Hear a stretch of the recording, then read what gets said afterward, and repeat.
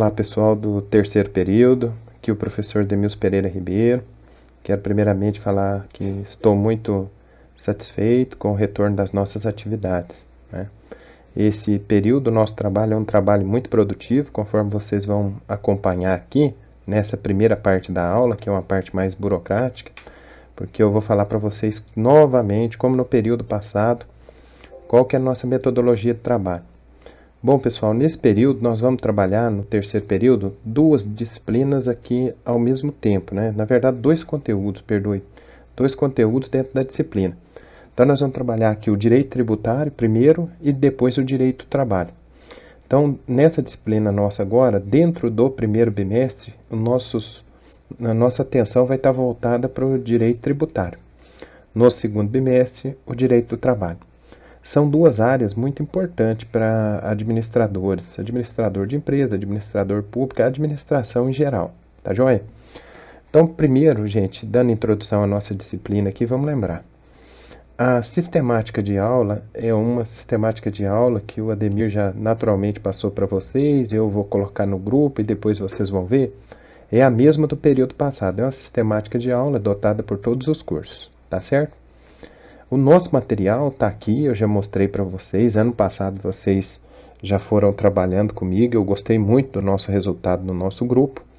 Então, o nosso material, a gente trabalha o quê? A gente trabalha construindo um caderno de estudos. Então, tá aqui, ó, caderno de estudos. Que a gente chama ele de caderno inteligente, porque a gente trabalha com as metodologias ativas de aprendizagem. Então, eu vou postar a primeira aula lá no caderno de estudo e vocês vão construindo comigo. Lembra que o caderno de estudo você faz do seu jeito. Marque, escreva, pinte, cole, rabisque, personalize.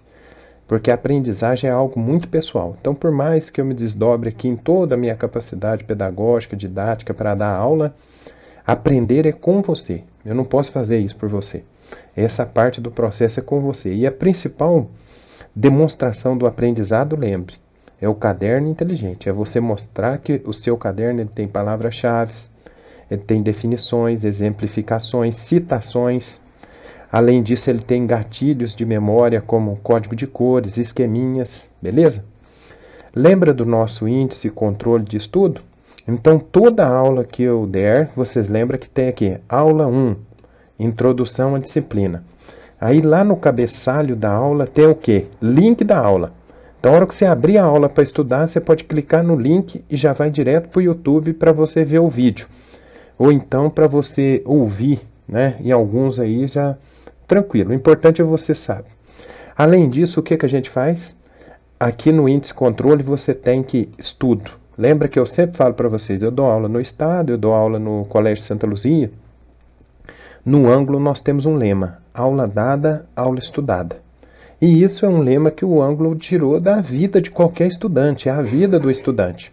Então, olha o nosso índice de controle. Estudo. Você estudou a aula que eu dei, vai vir aqui e vai colorir, olha aí, beleza? Por que isso aqui? Isso aqui é um gatilho de motivação. Toda vez que você pintar isso aqui, você vai ter que ter um mínimo de ética. Você vai pintar quando você realmente estudar. E lembre, a aprendizagem é sua. Mas, pessoal, adianta a aula dada, a aula estudada? Nunca, gente.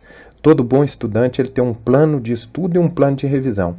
Depois da aula dada, aula estudada, vem a aula revisada. Aí está aqui no nosso índice de controle, você vai grifar aqui para mim na revisão. E aí vamos longe, hein? Se a aula foi dada, parte do professor. Se a aula foi estudada, parte do aluno. Se a aula foi revisada, parte do aluno. Agora tem uma parte aqui que a gente divide a responsabilidade. Resolução de questões.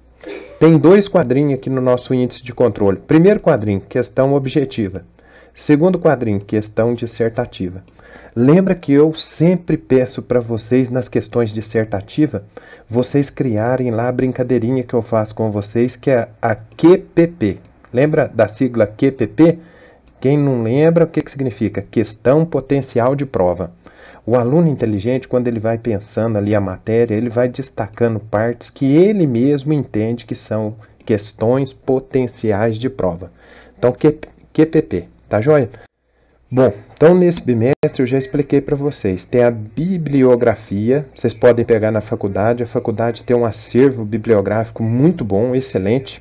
Então nós temos a bibliografia básica e a bibliografia complementar.